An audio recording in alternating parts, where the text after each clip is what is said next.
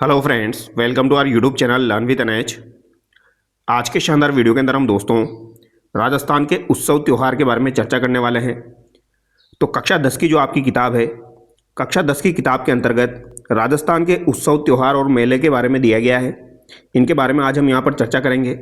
आज के वीडियो में हम उत्सव और त्यौहार के बारे में पढ़ने वाले हैं और अगले वीडियो में हम मेले के बारे में पढ़ेंगे। 2 वीडियो में हम इस टॉपिक को कंप्लीट करेंगे।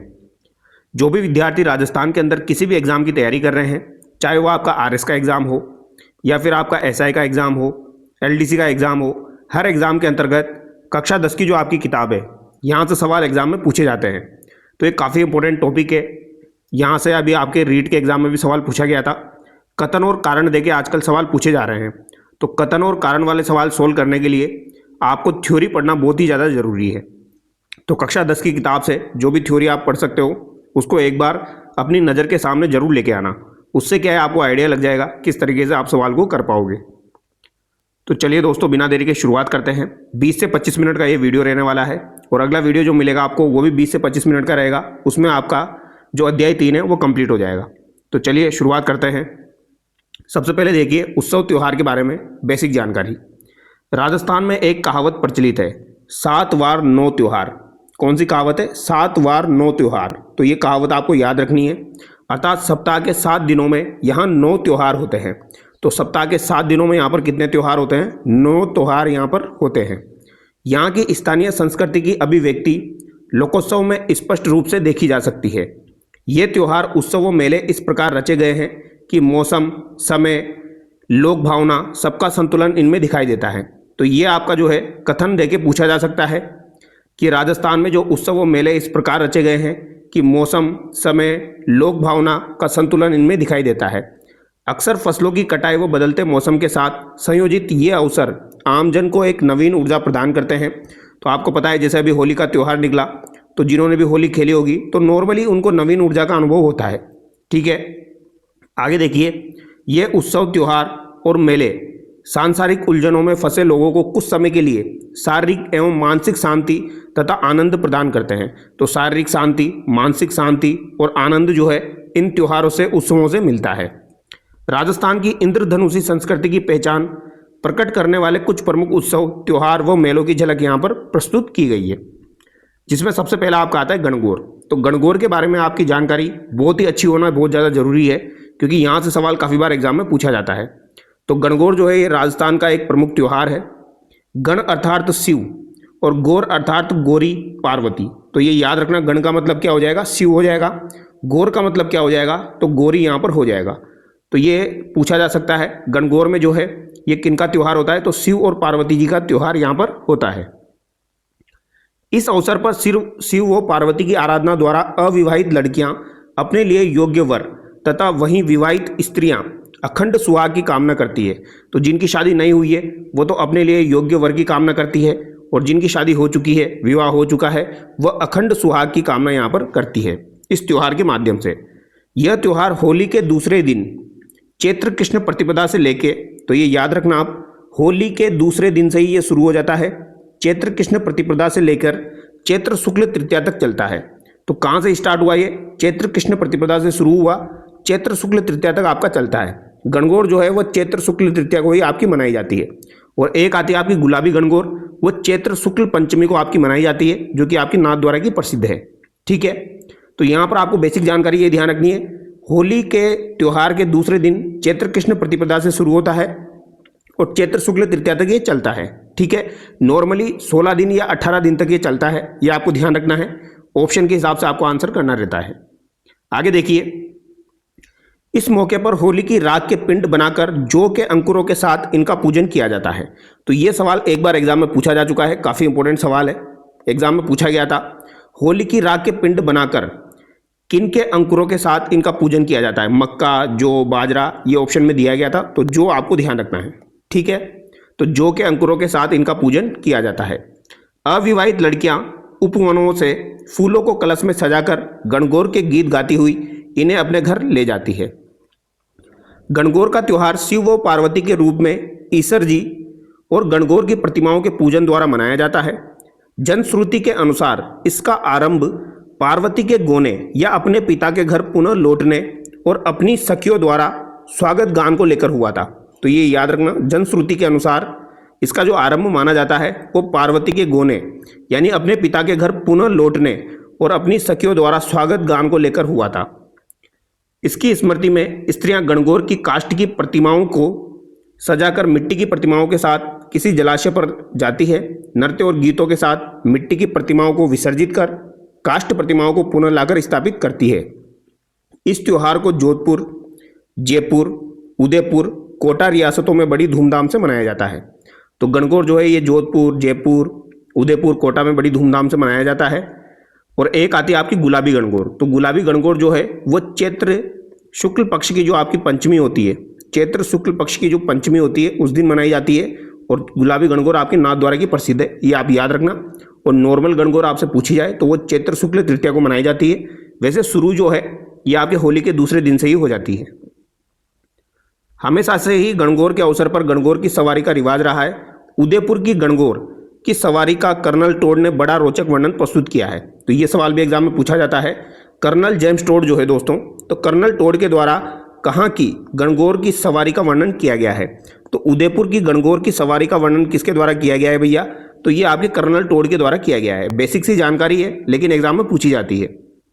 जहां अट्टालिकाओं में बैठकर सभी जातियों की महिलाएं, बच्चे, पुरुष रंग बिरंगे वस्त्रों व आभूषणों से सुसज्जित हो गणगौर की सवारी को देखते थे। यह सवारी तोप के धमाके, नगाड़े की आवाज से राजप्रासाद से प्रारंभ होकर पिछोला झील के गणगौर घाट तक बड़ी धूमधाम से पहुंचती थी। तो ये सवाल जो है ये काफ़ी इंपॉर्टेंट है। राजप्रसाद यानी कि राजप्रसाद से प्रारंभ होकर पिछोला झील के गणगौर घाट तक बड़ी धूमधाम से पहुंचती थी। तो ये बात आपको याद रखनी है। यानी इनकी गणगौर की सवारी जो निकलती थी दोस्तों, वो इनके महल से शुरू होती थी, राजप्रसाद से, और वहां से प्रारंभ होकर पिछोला झील के गणगौर घाट तक ये बड़ी धूमधाम से पहुंचती थी। तो कहाँ तक पहुंचती थी ये? पिछोला झील। तो ये आप याद रखना इंपॉर्टेंट है, पिछोला झील। क्योंकि अभी जो आपका रीट के एग्जाम में सवाल पूछा गया था वो तीज से संबंधित पूछा गया था, नवल सागर को लेके, ठीक है। और यहाँ पर ये पिछोला झील से संबंधित सवाल आपसे पूछा जा सकता है, कथन और कारण देके पूछा जा सकता है, ठीक है। तो ये आप याद रखना। राजप्रसाद जो होता है वो किले को ही कहा जाता है, महल को कहा जाता है। तो यहाँ से शुरू होकर पिछोला झील तक जाती है बड़ी धूमधाम से। नौका विहार तथा आतिशबाजी के प्रदर्शन के पश्चात ये समाप्त होती है। अब आगे देखिए तीज क्या होती है आपकी। तो तीज भी आपकी काफ़ी इंपॉर्टेंट है, ये भी एग्जाम में पूछी जाती है। राजस्थान में एक कहावत प्रचलित है, तीज त्योहार बावड़ी ले डूबी गणगौर। तो तीज त्योहार बावड़ी ले डूबी गणगौर, यानी जो आपके ये त्योहार होते हैं इनका आरंभ तीज से माना जाता है और अंत जो है वो गणगौर से माना जाता है। अर्थात त्योहारों के चक्र की शुरुआत श्रावण माह में तीज से होती है और इसका अंत जो है ये गणगौर से होता है। यानी श्रावण माह की तीज से, यानी श्रावण शुक्ल पक्ष की जो तृतीया होती है उसे आपकी तीज कहा जाता है, वहाँ से शुरुआत होती है और गणगौर पर समापन होता है। आगे देखिए, वर्षा ऋतु में श्रावण माह में मनाए जाने वाला तीज का त्यौहार राजस्थान की स्त्रियों का सर्वाधिक प्रिय त्यौहार है। श्रावण शुक्ल तृतीया को बालिकाएं व नवविवाहिताएं इस त्यौहार को मनाती हैं। यह त्यौहार विवाह के पश्चात पहली बार पीहर में मनाने की परंपरा है। तो ये बात आप याद रखना, ये क्लास 10 की किताब में दिया गया है। यह त्यौहार जो है विवाह के पश्चात पहली बार कहाँ पर मनाने की परंपरा है? पीहर में मनाने की परंपरा है। मान्यता है कि विवाह के बाद के पहले सावन में सास और बहू को एक साथ नहीं रहना चाहिए। तो विवाह के बाद पहले सावन में, यानी पहला सावन जो है उसमें सास और बहू को एक साथ नहीं रहना चाहिए, इसलिए ससुराल पक्ष किसी अनिष्ट की आशंका से उसे पीहर भेज देता है। तो ये बात आपको ध्यान रखनी है। इस अवसर पर सभी नव विवाहिताएं पेड़ों पर झूला डालकर झूलती है तथा साथ में ऋतु तथा श्रृंगार संबंधी गीत भी गाती है। तीज से एक दिन पूर्व वह हाथों और पाँवों में मेहंदी लगाती है। तो तीज से एक दिन पूर्व जो है वह हाथों और पाँवों में मेहंदी लगाती है। तालाबों के किनारे पर मेलों का आयोजन होता है। इस त्योहार के आसपास खेतों में मोठ, बाजरा, फली आदि की बुआई भी शुरू होती है। तो आजकल क्या करता है एग्जामिनर, इनमें से ही सवाल पूछ लेता है कि तीज के समय पास में खेतों में मोठ, बाजरा, फली आदि की बुआई शुरू होती है, यहाँ पर कोई और भी डाल देगा, तो फिर उसी तरीके से आपको सवाल को करना होता है। राजस्थान में गुलाबी नगर जयपुर का तीज का त्यौहार प्रसिद्ध है। तो जयपुर में आपकी छोटी तीज मनाई जाती है। देखो दो तरीके की तीज है, एक तो आपकी छोटी तीज है। छोटी तीज तो श्रावण शुक्ल पक्ष की तृतीया को मनाई जाती है, तो ये तो श्रावण शुक्ल पक्ष की तृतीया को मनाई जाती है और ये कहाँ की प्रसिद्ध है आपकी, ये आपकी जयपुर की प्रसिद्ध है, ठीक है। और एक आपकी बड़ी तीज होती है जिसे सातुड़ी तीज भी कहा जाता है, और ये आपकी कब मनाई जाती है, ये भाद्रपद कृष्ण पक्ष की तृतीया को मनाई जाती है। तो ये भाद्रपद कृष्ण पक्ष की तृतीया को मनाई जाती है, इसे बड़ी तीज सातुड़ी तीज कहा जाता है। ये कहाँ पर मनाई जाती है, आपकी बूंदी में मनाई जाती है। तो ये दोनों बातें आपको ध्यान रखनी है, ठीक है। तीज की सवारी में सजे सजाए हाथी, घोड़े, ऊंट और वर्दी पहने हुए उनके महावत घुड़सवार आदि तीज की प्रतिमा के साथ जुलूस में चलते हैं। इस त्योहार का आनंद उठाने के लिए राज्य भर से हजारों की संख्या में लोग आते हैं। राजस्थानी वेशभूषा में लोग राजस्थानी लोकगीत और नृत्य करते नजर आते हैं। इस दृश्य का विदेशी पर्यटक घंटों ठहर कर आनंद उठाते हैं, ठीक है। विदेशी पर्यटक भी यहाँ पर घंटों ठहर का आनंद उठाते हैं। अब यहाँ पर ये चीज़ इंपॉर्टेंट है, ये आपको याद रखनी है, ठीक है। बूंदी की जो बड़ी तीज है उसे कजली तीज के नाम से जाना जाता है, सातुड़ी तीज कहा जाता है। तीज का त्यौहार पूरे राजस्थान में जहाँ श्रावणी तीज को मनाया जाता है, वहीं बूंदी में ये भाद्रपद कृष्ण पक्ष की तृतीया को मनाया जाता है, ठीक है। इसमें सुसज्जित पालकियों में तीज का उल्लास में जुलूस मनोरम नवल सागर से शुरू होकर कुंभा स्टेडियम पर समाप्त होता है। तो यही सवाल अभी आपके रीट के एग्जाम में पूछा गया था, ये वाला सवाल, ठीक है। तो इसी तरीके से आपको चीज़ों को ध्यान रखना है। उसमें कारण दिया गया था, कथन और कारण में ये सवाल पूछा गया था, ठीक है। तो इसी तरीके के सवाल आपके एग्जाम में पूछे जाते हैं।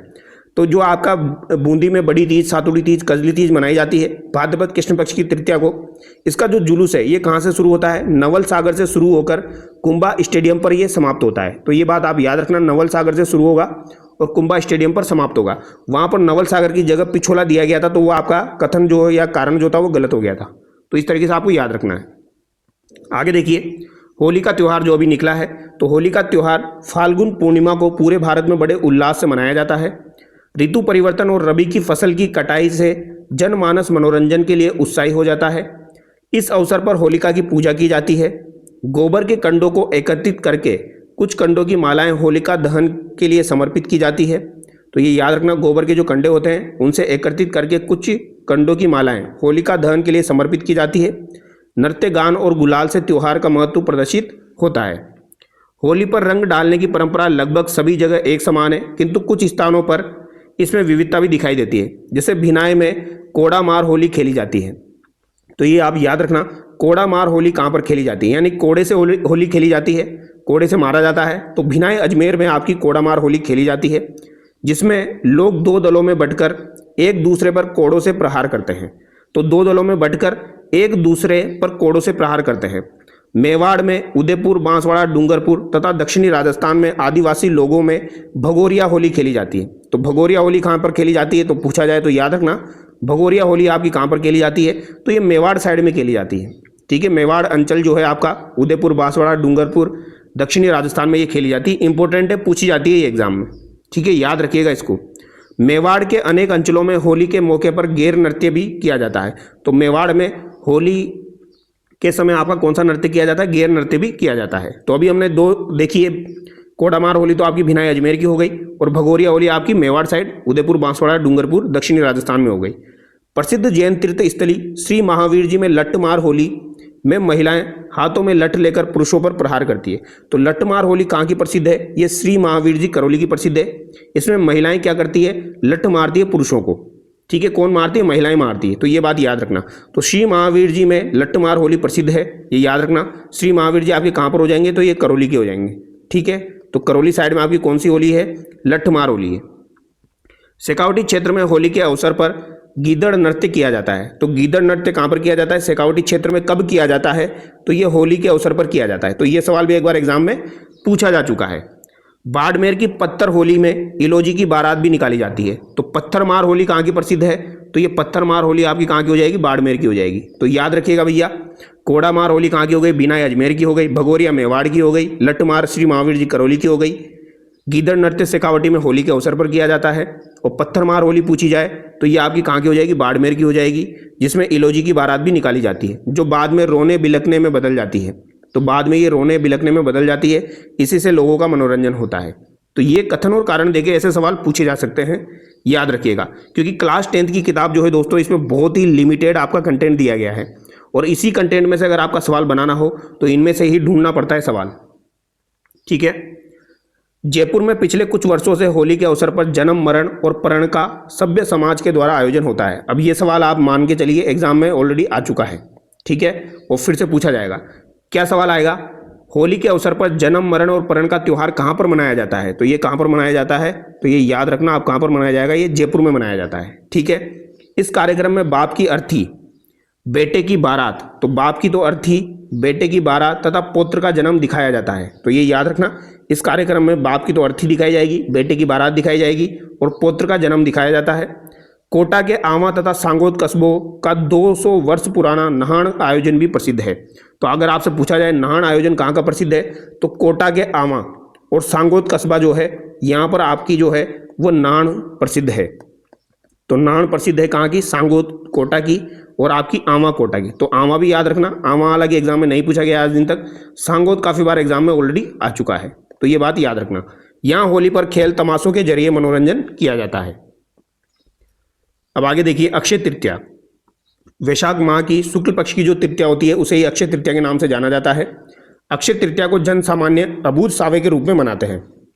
आप सभी लोगों को पता है जो बीकानेर का स्थापना दिवस है वो भी आपका अक्षय तृतीया को ही आता है। इसके अलावा अक्षय तृतीया को जो बाल विवाह जो है राजस्थान में वो काफ़ी ज़्यादा होते हैं, इसीलिए इसे अबूझ सावे के रूप में मनाया जाता है। यानी कि यहाँ पर जो है ग्रामीण अंचलों में बिना मुहूर्त के ही जो है इस दिन बड़ी संख्या में बाल विवाह होते हैं, बिना मुहूर्त के ही यहाँ पर बाल विवाह होते हैं अबूझ सावे के तौर पर अक्षय तृतीया को, जो अब प्रशासन के कड़े रुख जागरूकता के कारण बहुत कम हो गए हैं। कृषक इस दिन खेतों में हल चलाकर अच्छी वर्षा एवं फसल की कामना करते हैं।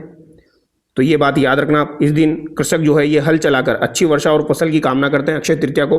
बाजरा, गेहूं, चावल, तिल, जौ इत्यादि 7 अन्नों की पूजा की जाती है। कितने अन्नों की पूजा की जाती है? तो 7 अन्नों की पूजा की जाती है, जिसमें से कुछ बाजरा, गेहूं, चावल, तिल, जौ आपको याद रखने हैं।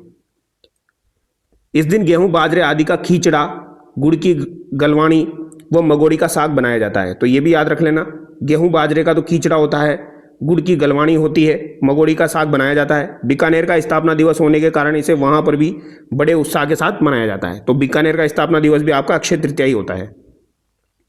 पूरे देश में मनाए जाने वाले सभी पर्व त्योहार आदि राजस्थान में भी उतने ही हर्षोल्लास से मनाए जाते हैं। ऋतु तथा धर्म के परिप्रेक्ष्य में भारतीय जनसामान्य के कई अन्य उत्सव है, जिसमें रक्षाबंधन है।